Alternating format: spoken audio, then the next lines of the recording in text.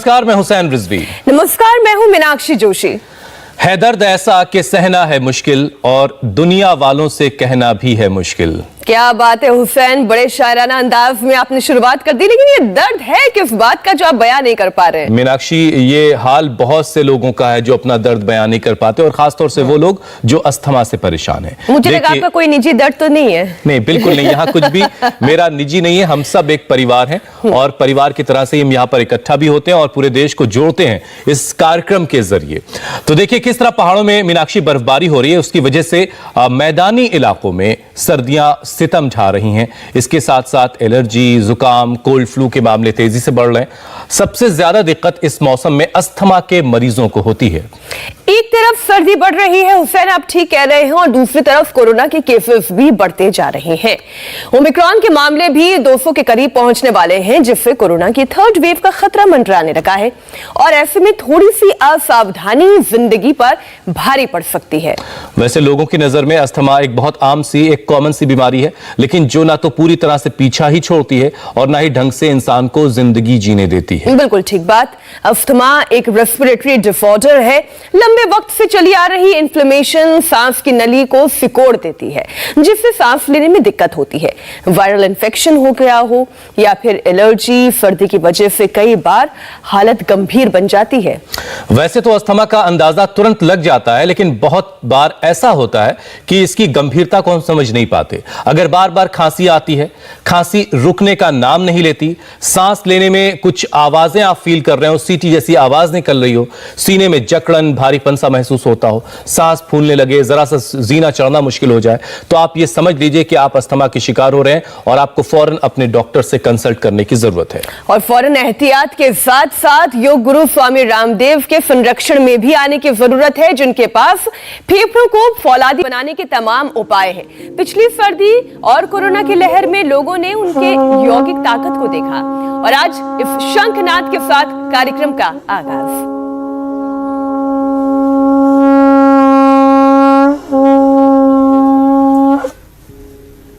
मीनाक्षी जी और हुसैन भाई, देखो ये शंखनाद करने से पूरे फेफड़े फौलादी हो जाते हैं, और जो सुबह शंखनाद करता है, लंबे लंबे श्वास लेता है, ऐसे ताड़ासन, तिर्यक ताड़ासन करता है, ऐसे सूर्य नमस्कार, जैसे ये छोटी सी गुड़िया दिया जो है कितना बढ़िया सूर्य नमस्कार कर रही है, और लगी हुई है सुबह से। चलो मेरे साथ साथ करो, चलो एक साथ। प्रणामासन, ऊर्ध्वहस्तासन, पादहस्तासन, दक्षिणासन, संचालनासन, पर्वतासन, साष्टांगासन, फिर उठ गए सामने से भुजंगासन, फिर ऐसे। और आपको क्या हो गया था पहले दिया, माइक में बताओ? ठंडा हुआ था? नहीं, मुझे सांस फूलती थी। फिर क्या किया? फिर मम्मा ने मुझे स्वासारी क्वाथ उबाल के दिया और दिव्य धारा की स्टीम दी, हाँ। बाम लगाया था और पट्टी बांधी थी, और उसके बाद फिर मुझे 5 डेज में ठीक हो गया था। 5 डेज के अंदर ही आप रोज प्राणायाम करती है? हाँ। और रोज सूर्य नमस्कार करती है? मैं दिया के लिए जोरदार ताली बजा दो भाई, बहुत अच्छी गुड़िया है। अब एकदम अच्छे से प्राणायाम करती है और सर्वांगासन भी करती है। सर्वांगासन करो तो इसके बाल भी कितने अच्छे हैं, इतने इसके बाल इतने घने हैं जैसे नकली चोटी लगा रखी हो। Touch wood. और नाम भी बहुत प्यारा है स्वामी जी। ये हमेशा दिए की तरह से रोशन रहें और जल्द पूरी तरह से ठीक हो। बहुत प्यारी है। और इधर से पलाश भी, ये जो बच्चा है इसको भी कोरोना हो गया था, लंग खराब हो गए थे, अब ये लंग बस्ती भी बता रहे। ये पहले इन चीजों को लोग दिखाते बताते नहीं थे। दोनों फेफड़ों पर ये गरम गरम तेल डाल रहे हैं, और जिनके फेफड़े 70, 80, 90% खराब हो गए थे कोरोना से, उनको भी हमने रिकवर किया है। और फिर उधर से देखो नसें कर रही है, क्या नाम बेटा? काजोल करो, ऐसे एक नाक से लिया, दूसरे से निकाल दिया, पूरा जबरदस्त है। ये इसमें मुलेठी और गाय ये का हुक्का पीने का नया तरीका स्वामी जी, बाबूजी ने ये क्या नया हुक्का पिलाना सिखा दिया। नहीं, इसमें ये इसमें देखो, करो करो, ये इसमें गाय का घी है और मुलेठी है, और उसको अब देखो, कोई इसको खांसी नहीं आ रही है, और लड़कियां तो कभी ऐसा हुक्का हुक्का पीती नहीं कर बेटा। और इसको बिल्कुल जो है कोई पूरा धुआं धड़का हो रहा है और कोई इसका खांसी नहीं आ रही है, कुछ दिक्कत नहीं है। और साथ में ये उष्ट्रासन कर ले स्वामी जी, उष्ट्रासन कर ले। जब इस कड़कड़ाती सर्दी में, चलो अभी उष्ट्रासन करो मेरे साथ साथ जी। स्वामी जी मैं ये कह रहा हूं कि इस कड़कड़ाती सर्दी में जब हम आपको बगैर कपड़ों के इस तरह से योगाभ्यास करते देखते हैं तो सबके जहन में एक सवाल होता है कि आखिर आप अपने बॉडी टेम्परेचर को मेंटेन कैसे करते हैं। तो रेगुलर योगाभ्यास बहुत सारे लोग कर रहे हैं, आप तो जमाने से कर रहे हैं और सबको सिखा ही रहे हैं, लेकिन और बहुत से लोग हैं जो योगाभ्यास करते हैं लेकिन वो अपना बॉडी टेम्परेचर इस तरीके से मेंटेन नहीं कर पाते। तो अपना बॉडी टेम्परेचर कैसे आप मेंटेन करते हैं, कैसे इस कड़कड़ाती सर्दी? तो इस बॉडी टेम्परेचर को मेंटेन करने के जो तौर तरीके हैं जी, वो थोड़े थोड़े करके बता देता हूं। चलिए आप सवाल समझ गए। एक तो सप्ताह में एक बार जलनेति सूत्रनेति करनी चाहिए, जैसे हमारे बालक यहां पर कर रहे हैं। जलनेति सूत्रनेति करनी चाहिए और थोड़ा सा सुबह सुबह में सरसों का तेल, तिल का तेल या बादाम रोगन। देखो सीधी सी बात है भाई, पहले तो हम घर में सरसों का तेल ही लगाया करते थे, तो बादाम रोगन तो हमने बादाम ही नहीं देखे थे, तो रोगन तो कहां से देखेंगे। फिर जो है अब मैं कभी कभी सरसों का, कभी तिल का, कभी बादाम रोगन, सप्ताह में एक बार जरूर उसकी मालिश कर लेता हूं। फिर जो है थोड़ा सा ये दिव्य धारा सूंघ लेता हूं, जैसे हम यहाँ दिखा भी रहे हैं कि इसके अंदर ये स्टीम में ऐसे डाल दिया और इसको ऐसे ही जैसे बता रही थी दिया, ऐसे सूंघ लिया इसको, नहीं तो पतंजलि बाम लगा लिया। तो ऐसे करके अपने बॉडी के टेम्परेचर को, केसर या शिला तुलसी मुंह में डाल लिया, दूध में हल्दी शिलाजीत ले लिया। वैसे मैं हल्दी शिलाजीत लेता नहीं, पहले से ही बहुत गर्मी है अंदर। फिर मैं सुबह सुबह जो है उल्टे लेटो बेटा, ऐसे ये भुजंगासन करता हूँ। भुजंगासन क्या, मैं तो पूरा ही दंड लगाता हूँ, ऐसे 100 बार दंड लगाता हूँ, 2 मिनट लगते हैं मेरे को ऐसे, और पूरा फास्ट कर लेता हूँ ऐसे ऐसे। ये फेफड़े के लिए भी बहुत जबरदस्त है, लंग के लिए, रेस्पिरेटरी सिस्टम के लिए। और कभी कभी ये जो नस से ले रही थी हमारी बिटिया अभी, ऐसे नस से। और फिर प्राणायाम मैं थोड़ा सा जोर से करता हूँ और उससे मेरा बॉडी टेम्परेचर, हाँ अभी देखो मैं तो एक बात और भी है, सुबह सुबह करीब 5 किलोमीटर दौड़ लगा लेता हूँ तो मेरा करीब 200-250 ग्राम पसीना निकलता है। तो इतना ना कर पाए तो कम से कम घर में थोड़ी देर योगिक जोगिंग, सूर्य नमस्कार कर लें, थोड़ी देर उष्ट्रासन कर लें, थोड़ी देर ये भुजंगासन कर लें, ऐसे एकदम बॉडी का टेम्परेचर मेंटेन हो जाता है। और खान पान में थोड़ा सा चेंज कर लें, दूध में हल्दी, शिलाजीत, च्यवनप्राश, या जिनको शुगर नहीं है तो उसके अंदर ये पिंड खजूर डाल करके, और जो सस्ते वाला खजूर होता है वो सबसे अच्छा होता है। बाकी तो अमीरों के चोचले हैं, 5-5, 10-10 हज़ार रुपए किलो भी खजूर आते हैं, उसकी जरूरत नहीं है। बाकी ऐसे जो इतना भी ना कर पाए तो कम से कम भस्त्रिका तेजी से कर ले। कुल मिलाकर स्वामी जी, तो जो लोग लगातार योगाभ्यास 100% कंट्रोल हो जाता है। बिल्कुल बिल्कुल, जो लोग योगाभ्यास मन लगाकर पूरी डेडिकेशन के साथ फोकस्ड होकर करते रहेंगे, वो धीरे धीरे उस लेवल तक पहुंच सकते हैं जहां पर आप हैं, आप ये कह रहे हैं। स्वामी जी अब विषय पर आते हैं। सर्दियों में अस्थमा के मरीज जो हैं वो इनहेलर के सहारे ही अपनी जिंदगी को आगे बढ़ाते हैं, इनहेलर के बगैर उनका काम नहीं चलता। तो खांसी रुकने का नाम नहीं लेती है, तो क्या अस्थमा खत्म किया जा सकता है? कंट्रोल करते तो हमने बहुत सारे लोगों को देखा है, लेकिन अक्सर हम सुनते हैं कि बड़ी जिद्दी बीमारी है अस्थमा। क्या इसको क्योर कर सकते हैं और कैसे?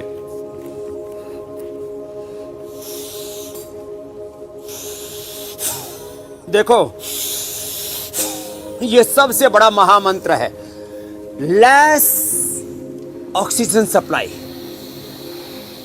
is the main cause of all diseases and full oxygen supply is the ultimate medication for all diseases। लंबा गहरा श्वास लेने से। और कफेष्टि, ये कफेष्टि हमने रखा हुआ है, इसमें कफनाशक, जैसे हम स्वासारी बता रही थी दिया, स्वासारी क्वाथ, स्वासारी प्रवाही, स्वासारी वटी, स्वासारी गोल्ड, ब्रोनकोम, और खाने के बाद लक्ष्मीलास, संजीवनी, करक्यूमिन गोल्ड आदि देते हैं। ऐसे कफेष्टि से, ये कफेष्टि से ऐसे हवन करवा देते हैं, जैसे हवन सामग्री ऐसे डाल दिया इसमें हवन कुंड में, और 10-20 ग्राम ये हवन सामग्री डाला, फिर इसमें गाय का घी डाल दिया। इससे पूरा रेस्पिरेटरी सिस्टम ऐसा मजबूत हो जाता है जिसकी कोई कल्पना भी नहीं कर सकता। तो ये यज्ञ थेरापी बड़ी जबरदस्त है। जो है इस्लाम में लोबान जलाते हैं, ईसाइयत में आजकल तो मेडिकेटेड जो है ये सब कैंडल जलाते हैं। ये अपने आप में एक थेरापी है। इसमें कोई मंत्र बोले उसका अपना अपना विश्वास है, अपनी आस्था उसकी का फेथ है। ये इसका नैनो मेडिसिन बन जाती है ये जो औषधि है। फिर जो है ये थोड़ा स्टीम ले लें। खाने पीने में थोड़ा सा आज मेथी का साग और अदरक और नींबू की चाय, उसमें थोड़ा तुलसी भी डाल सकते हैं। अदरक नींबू की तुलसी की चाय। और एक ये देखो दम्बेल है यहाँ पर, ये दम्बेल है, इसके 3 पत्ते काली मिर्च के साथ डाल करके पी लेते हैं ना। ये दम्बेल और ये वासा है। 3 पत्ते दम्बेल के लो और उसमें काली मिर्च डाल के ले लो, उसको पान की तरह चबा लो। दमा 10-20 साल पुराना वो छूट जाता है, उसमें इनहेलर छूट जाता है, सारे स्टीरॉइड छूट जाते हैं, लंग फाइब्रोसिस, सार्कोडायसिस, ये यहाँ तक कि फेफड़े की टीबी भी अच्छी हो जाती है। इतनी जबरदस्त चीजें हैं। जो औषधियां हो तो सो तो है ही, लेकिन ये अद्भुत है। और रोटी खाने में, रोटी खाली चने की रोटी खाएं, चना बेसन की नहीं, बेसन में तो छिलका उतार देते हैं। पूरा चना उसको हम पिसवाते हैं थोड़ा दरदरा सा, और उसकी रोटी बना करके खिलाते हैं। और उनको खजूर या द्राक्ष, बस यही और कुछ नहीं। और उस रोटी को च्यवनप्राश के साथ, या जिनको शुगर है तो उनको च्यवन प्रभा के साथ दे देते हैं, और कुछ नहीं खिलाते पिलाते, या शहद के साथ खा लो रोटी को। बस इतना करे। और ये इसको कहता हूं मैं, ये अस्थमा 1 सप्ताह में ही हम पूरी तरह से ठीक करते हैं। जिनके 50 mg जो स्टीरॉइड ले रहे थे उनके बंद करवा देते हैं, इनहेलर बंद करा देते हैं हुसैन भाई। चलिए, आपकी बात बहुत सारे लोगों को तक पहुंच रही है, और जो अस्थमा के मरीज हैं उनको इससे राहत मिलेगी। कैपेबल होता है उनको गोमुखासन करा देते हैं, कपालभाति, अनुलोम विलोम। जी स्वामी जी, सर्दियों के मौसम में कुछ ऐसे लोग भी मिल जाते हैं जिन्हें कुछ ज्यादा ही ठंड लगती है। अक्सर बहुत से लोग ऐसे होते हैं जो बहुत ज्यादा ठंड मना रहे होते हैं, हमेशा लो एनर्जी, सिर में चक्कर, सुस्ती की शिकायत वो करते रहते हैं। तो ऐसे लोगों के लिए क्या डांट काम आएगी? कई बार तो जो हुसैन बात कह रहे हैं ना स्वामी जी, ऐसा लगता है कि उनको ठंड शारीरिक नहीं, साइकोलॉजिकल ठंड लग रही है। वो गर्मी भी ज्यादा लगती है और सर्दियां भी ज्यादा लग रही होती हैं। इसीलिए हम सुबह सुबह दिगंबर होकर के नंगे बदन बैठते हैं कि हमें देख करके तो कम से कम उनकी ठंड भाग जाएगी। अरे देखो ये बाबा जी नंगे बदन बैठे हुए, और ये लाइव चल रहा है दिसंबर के महीने में। और तो अरे धूप में बैठने से एक बात बताता हूँ, सन एनर्जी, सौर ऊर्जा, ये सन बाथ, ये तो अद्भुत औषधि। ऐसी vitamin D, B12, calcium, iron, omega और सारे विटामिन मिल जाते हैं। क्योंकि एक तो डायरेक्ट मिलते हैं, एक जब सूर्य की धूप लगती है तो बॉडी में सारी चीजें ये हजम होने लगती है। जो सामान्य आहार लेते हैं उसी से ही सारे पोषक तत्व हमें मिल जाते हैं। तो सुबह धूप में बैठ करके प्राणायाम क्या करें इंडिया टीवी पर, ये सुबह सुबह धूप में बैठ करके प्राणायाम करेंगे, लो एनर्जी फील होगी। फिर जिनकी थोड़ा लो एनर्जी फील करते हैं वो थोड़ा सिला तुलसी ले ले, शिलाजीत ले ले, दूध में हल्दी, शिलाजीत, च्यवनप्राश, केसर आदि ले ले थोड़ा, और सुबह प्राणायाम कर ले। इम्यूनोग्रिट वटी, इम्यूनोग्रिट पाउडर या इम्यूनोग्रिट गोल्ड भी हमने बना दिया है, एकदम से इम्यूनिटी बूस्ट कर जाती है। और ये जो मेरे आप देख रहे हो यहाँ साइड में बैठे हुए जितने भी हैं, ये सब पहले कोरोना के पेशेंट थे।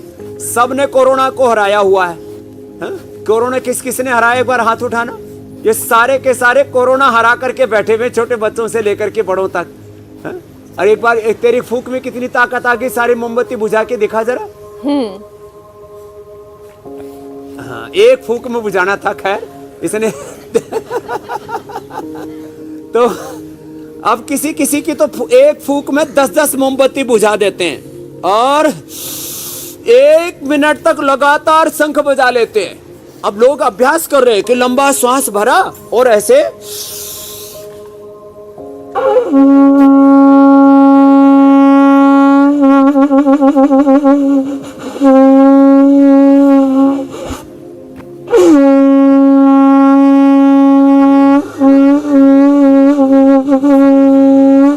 ऐसे 1-1 मिनट तक शंख बजाने लग गए।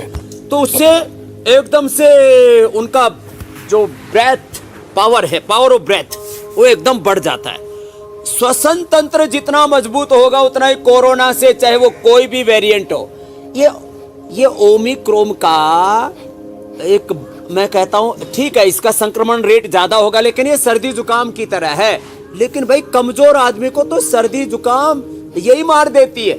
हम गांव में थे तो बोले भाई सर्दी आ गई, पाडा और बुढ़ा दोनों नहीं बचेंगे, क्योंकि पाडे को दूध पूरा नहीं पिलाते, उसकी जो फीमेल होती है ना उसको दूध पिला देते जो है पाडी को, और बुढ़ा कमजोरी में मर जाता है। तो कमजोर का धरती पर जीना मुश्किल है, इसलिए योग करेंगे तो कोई बीमारी नहीं रहेगी, ना कोई बैक्टीरियल वायरल फंगल डिजीज, ना कोई कम्युनिकेबल नॉन कम्युनिकेबल डिजीज, ना कोई अस्थमा। सबसे पहला असर योग का रेस्पिरेटरी सिस्टम पर ही होता है। जब हम ब्रेथ को इनहेल करते हैं, एक्सहेल करते हैं, इसी को ही श्वास भरना और छोड़ना, उसको रेचक और पूरक कहते हैं। इससे सबसे पहला असर हमारे रेस्पिरेटरी सिस्टम पर पड़ता है, और जिसका रेस्पिरेटरी सिस्टम अच्छा होता है उसका सर्कुलेटरी सिस्टम अच्छा हो जाता है, उसके आर्टरीज आर्टियोल कैपिलरीज अच्छे हो जाते हैं, उसका ब्लड सर्कुलेशन अच्छा होगा तो उसको दर्द नहीं होंगे, ब्लड सर्कुलेशन अच्छा होगा, बॉडी में एनर्जी का फ्लो पूरा रहेगा तो ऑटोइम्यून डिजीज नहीं होंगे, उसको किसी तरह की उसकी इम्यूनिटी से रिलेटेड कोई प्रॉब्लम नहीं होगी, यहाँ तक कि जेनेटिक एक्सप्रेशन भी नहीं होगा डिजीज का। इतना अच्छी इम्यूनिटी हो जाती है हमारी योग से। जी हाँ वो एक दिन हम लोग कहीं जा रहे थे तो दीदी बंद करी थी दरवाजा कार का, तो मुझे डर लग गया था। और जब मैं कभी कंटिन्यूसली कुछ करती तो बहुत स्वामी जी दिया ने क्या कहा हमें समझ में इसको नहीं दर्द आया, हो गया था एक हम दिन, भी कुछ सुनना क्या चाहते हैं। दरवाजा लग गया नहीं, वो दीदी कहीं जा रही थी तो उधर मैं दीदी कुछ देने गई थी तो दरवाजा लग गया था जोर से। तो कुछ जोर से चोट लग गई थी इसको। अब वो चोट भी योग करने से ही हो रही है। चोट लगी थी तो दर्द हो गया था कह रही थी दिया। अच्छा। तो ऐसे कहीं चोट लग जाती है, यहाँ चोट लगी, कमर में चोट लग गई, वो भी अपने आप अंदर से योग करने से हील हो जाती है। दिया कपालभाति के साथ कर रही है, देखो दिया गोमुखासन भी।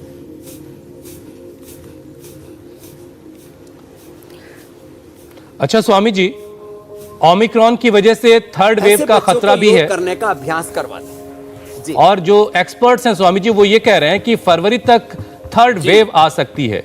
इंग्लैंड में, यूएसए में इस वक्त हालात बहुत खराब हैं, रशिया में भी हालात खराब हैं। तो ऐसे में एक ही रास्ता है हमारे पास कि हम अपने लंग्स को इतना मजबूत कर लें, अपनी इम्यूनिटी को इतना स्ट्रांग बना लें कि अगर ओमिक्रॉन जैसी कोई चीज़, थर्ड वेव जैसी कोई चीज़ बात होती भी है तो हम उससे निपट सकें, हम उससे अच्छे से मुकाबला कर सकें। प्राणायाम से तो आज खैर आपने शुरुआत ही की थी, लेकिन एक बार फिर से जरा समझाइए कि प्राणायाम कितनी ताकतवर औषधि है, एक जो योगाभ्यास है जिसके जरिए हम अपने लंग्स को और इतना एक मजबूत बना छोटी सकते सी हैं। बात 9% स्वामी जी। बीमारियां हुसैन भाई प्राणायाम से कैसे ठीक होती हैं, इसको मैं जो मीनाक्षी बहन थोड़ा सा जी 1 मिनट में एक्सप्लेन करता हूँ। जी जी जब ऐसे श्वास भरते हैं ना तो खाली रेस्पिरेटरी सिस्टम ही नहीं, इससे हार्ट, इससे थायराइड, पैराथायराइड और ऑक्सीजन, क्योंकि हमारे ब्लड के साथ मिलकर के ये ऑक्सीजन जो है जैसे ही फेफड़े में जाता है तो रेड ब्लड जो सेल्स हैं हमारे आरबीसीज हैं उसको एब्जॉर्ब कर लेते हैं ऑक्सीजन को, और ये ऑक्सीजन जब ऐसे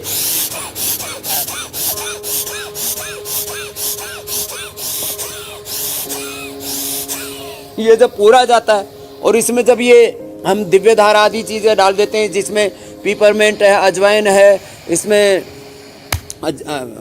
कपूर है, लौंग का तेल है और यूकेलिप्टस ऑयल है, तो ये अंदर और ले लिया इसके साथ तो और ज़्यादा फायदा हो जाएगा। फिर ऐसे फिर ये दूसरा कपालभाति करते तो रेस्पिरेटरी सिस्टम सहित पूरी बॉडी की इम्यूनिटी, पूरी बॉडी के हर एक सेल की बेसिक रिक्वायरमेंट है ऑक्सीजन और प्रोटीन। बाकी तो छोटे छोटे पूरक तत्व हैं जिनको हम न्यूट्रिशन, माइक्रो न्यूट्रिशंस कहते हैं। तो डाइट में प्रोटीन पूरा होना चाहिए। एक आदमी को लगभग 50 ग्राम प्रोटीन मिल जाए, वो दाल से मिल जाता है, वो दूध से मिल जाता है, वो सोया की बड़ी से मिल जाता है, छोटे छोटे चीज घटकों से मिल जाता है। तो ये भस्त्रिका 5 मिनट, फिर कपालभाति। अब देखो इससे liver, spleen, intestine, pancreas, uterus, ovary, prostate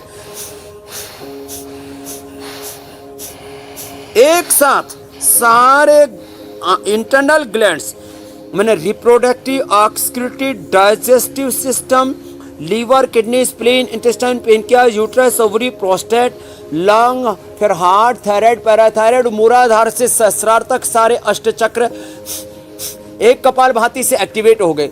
हमारे भीतर सारी शक्तियां ऐसी हैं जैसे बीज में वृक्ष है। तो योग जो है ये बीज मंत्र है जीवन का। अब इससे मूलाधार से सहस्रार तक जब सारी शक्तियां जागृत होगी, जिस आदमी का लीवर, किडनी, आंतें, लंग, हार्ट और ब्रेन तक इसका असर होता है, ये सारे वाइटल ऑर्गन्स जिसके अच्छे होंगे, इसको कैसे कोई बीमारी होगी। तो इससे पूरा पाचन तंत्र और सारे इंटरनल ऑर्गन स्ट्रेंथन हो जाते हैं। और अब अनुलोम विलोम बताते हैं। अनुलोम विलोम करो बेटा, दिया सब भी कर लो। अनुलोम विलोम करने से पूरा नाड़ी तंत्र, पूरा प्रतिरक्षा तंत्र, जिसको इम्यूनिटी कहते हैं अंग्रेजी में, पूरा right left brain, left nostril से राइट ब्रेन, राइट नोस्ट्रिल से लेफ्ट ब्रेन, फिर pituitary, penal gland, hypothalamus system, central nervous system, peripheral nervous system, पूरा अनुलोम विलोम का असर होता है हमारे प्राण तंत्र पर, पूरा गहरा नाड़ी तंत्र पर। तो हमारा अन्नमय कोश, प्राणमय कोश, फिर मनोमय कोश, विज्ञानमय और आनंदमय कोश। तो ये इसको आप कोई अलग अलग भाषाओं में अलग अलग सिद्धांतों के तौर पर कई तरह से इसकी व्याख्या कर सकते हैं। तो अनुलोम विलोम और इसके बाद भ्रामरी उद्गीत, ये कम से कम जी कितने सेकंड में लेना है और कितने सेकंड में सांस छोड़नी है, ये भी थोड़ा सा आप बता दें। 5 से 10 सेकंड में लेना है मीनाक्षी जी, 5 से 10 सेकंड में छोड़ना है। भस्त्रिका में भी 2.5 से 5 सेकंड में लेना, 2.5 से 5 सेकंड में छोड़ना है। कपालभाति में 1 सेकंड में 1 बार करना है। और जो स्वस्थ हैं तो वो 1 सेकंड में 2 बार भी कर लेते हैं ऐसे। कपालभाति 60 से 120 बार की स्पीड, भस्त्रिका में 2.5 से 5 सेकंड, अनुलोम विलोम में भी ऐसे 5 से 10 सेकंड में लेना, 5 से 10 सेकंड में छोड़ना। और भ्रामरी उद्गीत में 20 सेकंड से 10 सेकंड में लेना और 20 से 30 सेकंड में छोड़ना जब ओम का उच्चारण करते हैं। तो ऐसे ही इसका टाइमिंग है। और उसको पूरी एकाग्रता पूर्वक, अंतर्मुखी होकर प्रसन्नता पूर्वक करना, तब पूरा लाभ होता है। और इसी से ही मैंने आज पिछले 45 सालों से मैं योग कर रहा हूँ और 30 सालों से करवा रहा हूँ। असाध्य रोगों को मिटाया लोगों ने। पूरा ऑटो मोड पर आ जाती है बॉडी, ऑटो पायलट पर आ जाती है। ये सारा यूनिवर्स है ना, ऑटो पायलट पर चल रहा है, ऑटो मोड पर चल रहा है। ऐसी जीवन चक्र, ये सृष्टि चक्र हमारे लिए अनुकूल हो जाएगा यदि हम योग करेंगे। और अपने आप ही फिर हम यूनिवर्सल लॉ को भी फॉलो करने लगते हैं। बिल्कुल स्वामी जी। हिंसा, झूठ, बेईमानी, दुराचार, व्यभिचार, अनाचार से, अशुचिता से, तमाम तरह के जीवन की विद्रूपताओं से, दुर्गुण दोषों से, दुर्विचारों, दुर्भावनाओं, दुर्गुणों से दूर हो जाते हैं मेरे भाई हुसैन मीनाक्षी जी। बिल्कुल बिल्कुल स्वामी जी। स्वामी जी, सर्दियां जो हैं वो इसमें अक्सर लोग जो हैं खाने पीने पर कंट्रोल नहीं रख पाते और इसकी वजह से इंडाइजेशन और एसिडिटी, कॉन्स्टिपेशन जैसी परेशानी लोगों को होने लगती है। तो डाइजेस्टिव सिस्टम स्वामी जी हमेशा परफेक्ट होना चाहिए, क्योंकि कहा भी जाता है कि पेट अगर दुरुस्त है तो सब कुछ दुरुस्त है। तो इसके लिए भी कुछ उपाय बता दें।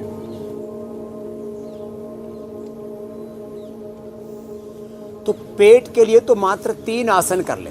एक तो कपालभाति तो प्राणायाम है ही, और कपालभाति को योग मुद्रासन के साथ करते हैं। चलो ये करो, योग मुद्रासन करो। योग मुद्रासन या मंडूक आसन कर ले बैठ करके, और योग मुद्रासन या मंडूकासन बैठ करके, और इसी में कपालभाति कर लिया। सुबह उठ करके सर्वकल्प, और जिनको कॉन्स्टिपेशन रहता हो कायाकल्प या सुबह गोधन अर्क पी ले। लिवोग्रिट खाली पेट लिवामृत खाने के बाद ले ले। मिट्टी की पट्टी जो रख सकते हैं या ऐसे ठंडा तौलिया पेट पर बांध करके, उससे पेट एकदम अच्छा हो जाता है। खाने पीने में सुबह सुबह थोड़ा अनार, थोड़ा सा एप्पल, अथवा सुबह सुबह ये आंवला, व्हीट ग्रास, एलोवेरा, गिलोय, तुलसी आदि जो हम बताते हैं, ये सुबह सुबह थोड़ा सा जूस पी ले। पाचन तंत्र के लिए, प्रतिरक्षा तंत्र, इम्यूनिटी के लिए बड़ा जबरदस्त है। तो ये मंडूकासन या योग मुद्रासन, एक तो ये अभ्यास हुआ ऐसे या ऐसे, और साथ में ही जो है ये ऐसे वक्रासन या अर्धमत्स्येंद्रासन, दोनों ही अच्छे हैं। और साथ में मात्र 1 या 2 आसन। चलो लेट जाओ बेटा, लेट करके पवन मुक्तासन और उत्तान पादासन, ये तो आजकल लोगों की डेली की प्रैक्टिस हो गई। इंडिया टीवी पर देख करके करोड़ों लोग योगी, निरोगी, उपयोगी और राष्ट्र के निर्माण में सहयोगी हो रहे, आत्मनिर्माण करते हुए, चरित्र निर्माण करते हुए, राष्ट्र निर्माण करने में आत्मनिर्भर होते हुए एक आत्मनिर्भर राष्ट्र बनाने में बहुत बड़ी भूमिका निभाने लगे। लोगों की प्रोडक्टिविटी, क्रिएटिविटी बढ़ गई है, गुणात्मकता, सकारात्मकता, उत्पादकता बढ़ गई है। तो पवन मुक्तासन और स्वामी जी, मैंने कई सवाल ले लिए हैं, मीनाक्षी ने कई सवाल पूछ लिए हैं। अब दर्शकों के सवाल शामिल कर लेते हैं, क्योंकि उनको नाराज नहीं किया जा सकता। हालांकि जो सवाल हमने अब तक पूछे वो सब दर्शकों के लिए पूछे। स्वामी जी, पहला सवाल जानवी भाटिया का है। उनकी माताजी के घुटने के निचले हिस्से में नस कोई उसमें नस में दर्द रहता है, उसमें तकलीफ रहती है और वो वज्रासन में बैठ नहीं पाती हैं, तो उनके लिए कोई उपाय बता दें। तो जिनके ऐसे पैरों की नस दुखती है उनको चंद्रप्रभावटी, और यदि वेरिकोज वेंस है तो कैशोर गुग्गुल, नहीं तो सामान्य ही नसों में दर्द है तो चंद्रप्रभावटी और गोक्षुरादि गुग्गुल खाने के बाद ले ले, और खाली पेट पुनर्नवादि मंडूर ले ले, और कायाकल्पवटी ले ले 2-2 गोली। पूरी नसें दुखनी बंद हो जाएंगी और थोड़ी देर के लिए पैर ऐसे ऊपर ऐसे ऐसे कर ले बस, क्योंकि सर्वांग आसन और हलासन करने के लिए तो थोड़ा सा फ्लेक्सिबिलिटी चाहिए, इतना नहीं कर सकते हैं तो इतना ही कर लें। इससे अपने आप पैरों की नसें अच्छी हो जाती है। और ज़्यादा ही घुटने और कमर आदि दुखती हो तो ऑर्थोग्रिड खाने के बाद और खाली पेट पीडानिल गोल्ड ले लेते, उससे भी अच्छे हो जाते हैं। ठीक है स्वामी जी। अगला सवाल हिमांशी का ये जरूर कर लिया करें, ये लंबे लंबे श्वासों के साथ ऐसे। ठीक है स्वामी जी। अगला सवाल स्वामी जी हिमांशी का है। उनकी दादी को अस्थमा है। वो जब कुछ ठंडा खाती हैं तो उनकी सांसें फूलने लगती हैं और कुछ गर्म खाने से नाक से खून आने लगता है, तो उनके लिए क्या उपाय है स्वामी जी?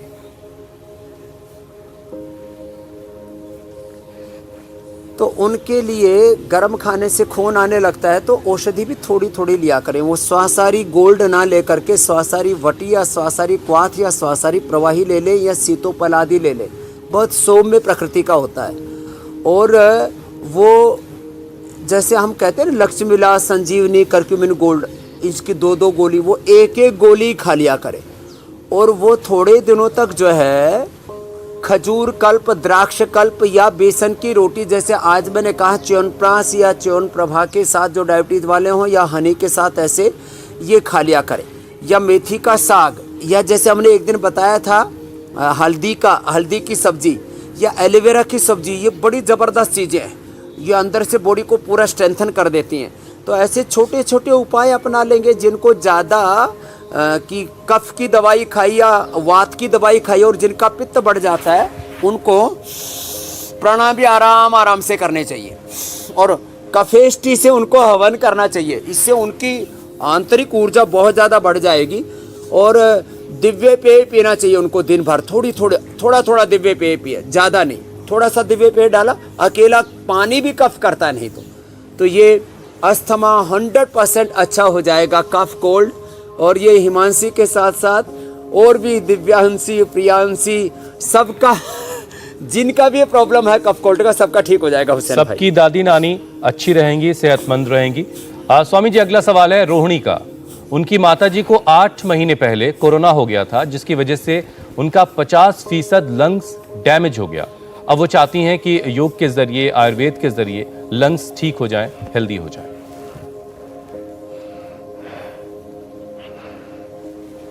एक तो ये लंग बस्ती जो बताई ना, ये घर पे करें। जिनका भी लंग डैमेज हो गया उनके लिए लंग बस्ती, और जो नस से बताया आज मुलैठी और गाय का घी वाला नस से दें। और ये बस्ती ऐसे सीधे लिटा करके भी देते हैं और उल्टे लिटा करके भी देते हैं, पीछे की तरफ से भी। ये लंग बस्ती बड़ी जबरदस्त है। और साथ में ही दिव्य पेय दिन भर पिए और खजूर कल्प या द्राक्षा कल्प और ये जो बेसन क्या नाम है, चने की रोटी का कल्प, ये करें। और साथ में ही स्वासारी क्वाथ, जैसे दिया ने पिया था, स्वासारी क्वाथ, स्वासारी प्रवाही, ये हम सब रोज बताते हैं। और स्वासारी वटी या स्वासारी गोल्ड, ये ले लिया करें। स्वासारी गोल्ड या स्वासारी वटी या स्वासारी प्रवाही, ये खाली पेट ले ले। और खाने के बाद लक्ष्मी लास, संजीवनी और करक्यूमिन गोल्ड, ये खाने के बाद ले ले। तो पूरी तरह से अस्थमा क्योर हो जाएगा, क्योर। और थोड़ा सा ये स्टीम ले ले, जो ये चल रही देखो, ये स्टीम दिव्य धारा के साथ। और ये जो पतंजलि बाम जो हम बताते हैं, जैसे इसने भी लगाया था, दिया ने भी, ये इसको लगा करके और ऊपर से फिर कपड़ा लपेट करके और फिर ऊपर से थोड़ा गर्म कपड़ा पहन ले, ये बहुत ही ज़बरदस्त है। तो ऐसे ये अस्थमा का पूरा क्योर है। प्राणायाम जरूर करें ये सब करते करते, और घी थोड़े दिनों के लिए बंद कर दें। जिनको भी कफ कोल्ड है, जिनको बहुत ज़्यादा ओबिसिटी है, उनको थोड़े दिन घी बंद कर देना चाहिए। उनको जो है अनार और पपीता, सेब, ये सब लेने चाहिए। उबली हुई सब्जियां खानी चाहिए, दिव्य पेय पीना चाहिए।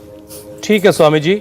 और जिन लोगों ने भी आज का कार्यक्रम देखा है, अब अस्थमा की परेशानी उनसे धीरे धीरे दूर हो जाएगी। वो बस उन सारी बातों पर गौर करें, अपनी ज़िंदगी में शामिल करें जो स्वामी रामदेव ने आज हमें बताई हैं। स्वामी जी, योगाभ्यास और आयुर्वेदिक उपाय के बाद अब घर में क्या ऐसा बनाकर खाया जा सकता है, ये बताइए, जो लंग्स को भी मजबूत करे और साथ ही साथ अस्थमा दूर करने के लिए भी कारगर हो।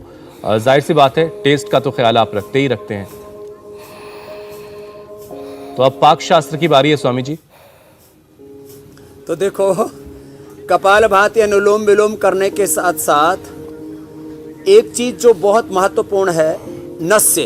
एक तो हमने ये बताया मुलेठी और गाय के घी के साथ, दूसरा है सरसों का तेल, अणु तेल, ये बेस्ट है। सरसों का तेल, अणु तेल या बादाम रोगन या गाय का घी थोड़ा गुनगुना करके नाक में जरूर डालें, और ये पता भी नहीं लगता, इतना जबरदस्त है। नाक में डाल दो, और छोटे बच्चों से लेकर के बड़ों तक। चलो आप लेटो, सबसे पहले तो आपको डालते हैं। लेट जा, लेट जा। हाँ,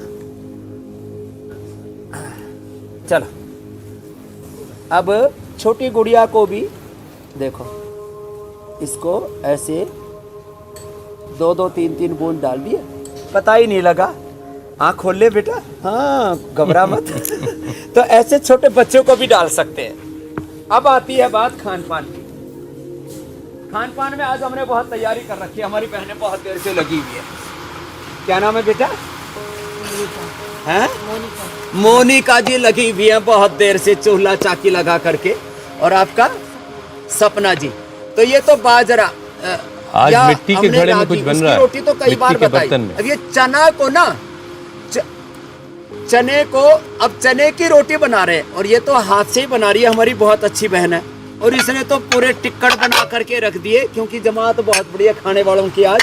तो ये इसकी तो ये चने की रोटी, और ये मेथी का साग। मेथी गर्म होती है, अब मेथी को हल्का सा स्टीम दे देते हैं। रखो बेटा, मेथी को हल्का सा स्टीम दे देते हैं, और थोड़ा सा गाय का घी, ये 2 चम्मच गाय का घी डाला, और इसमें ये थोड़ा थोड़ा ये अजवाइन, और थोड़ा सा राई, थोड़ा सा जीरा, और ये जो है छोटी छोटी चीज़ें हैं ये थोड़ा सा अदरक, थोड़ा सा लहसुन, थोड़ी सी प्याज, ये सारी चीज़ें थोड़ी थोड़ी डाली, ज़्यादा नहीं।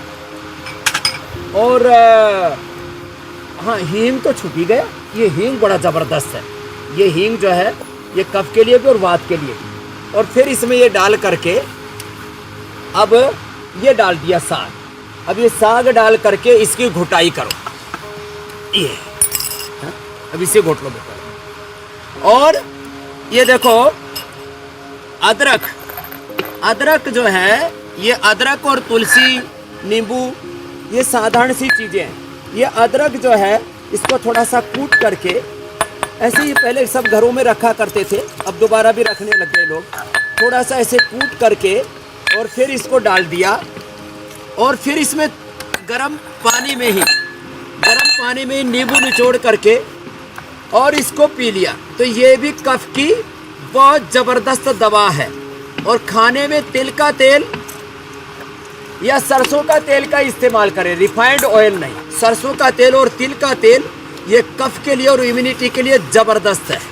तो ये स्वामी जी, जब तक साग जब तक तैयार हो रहा है, तब तक हम कल के कार्यक्रम के बारे में दर्शकों को बता देते हैं। बढ़ रहा है वजन, यानी आपकी इम्यूनिटी हो रही है कम। ऐसे में कैसे घटाएं मोटापा, कैसे खत्म करें बीमारियों का रिस्क, कैसे खत्म करें हार्ट अटैक और कोरोना का डर। कल सुबह 8 बजे योग गुरु स्वामी रामदेव आपको बताएंगे फैट बर्न करने का तरीका, जिससे 1 महीने में 10 किलोग्राम तक वजन आप घटा सकते हैं। तो कल का कार्यक्रम उन लोगों से तो बिल्कुल नहीं छूटना चाहिए जिनका वजन ज्यादा है, जो अपने वजन को कंट्रोल करना चाहते हैं, जो अपना वजन कम करना चाहते हैं। स्वामी जी, दुनिया आपको योग गुरु के तौर पर जानती थी, लेकिन पाक शास्त्र में भी आप गुरु हैं, ये इंडिया टीवी ने दुनिया को बताया है। आप चाहें तो इंडिया टीवी को शुक्रिया इसके लिए कह सकते हैं।